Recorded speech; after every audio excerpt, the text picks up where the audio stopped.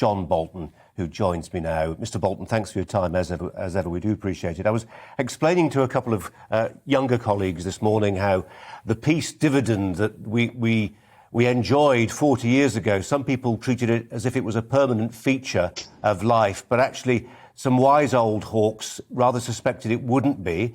I wonder, thinking back 40 years, thinking back even further to the Ronald Reagan White House, what he would have done on a day like this, do you think?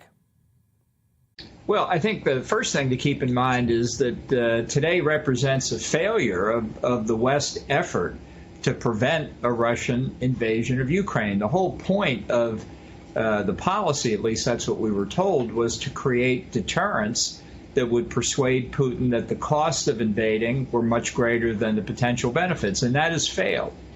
So the question now is what you do in the wake of that failure to try and make the lesson plain, if not to Putin in the Ukraine, to Putin in other circumstances, to Xi Jinping and other threats around the world. And I certainly hope that the U.S., the U.K., the European Union, and others really do impose the strictest, harshest sanctions they can.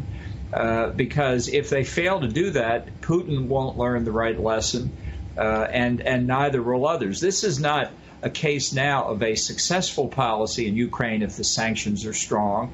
It's the reflection that the policy has failed.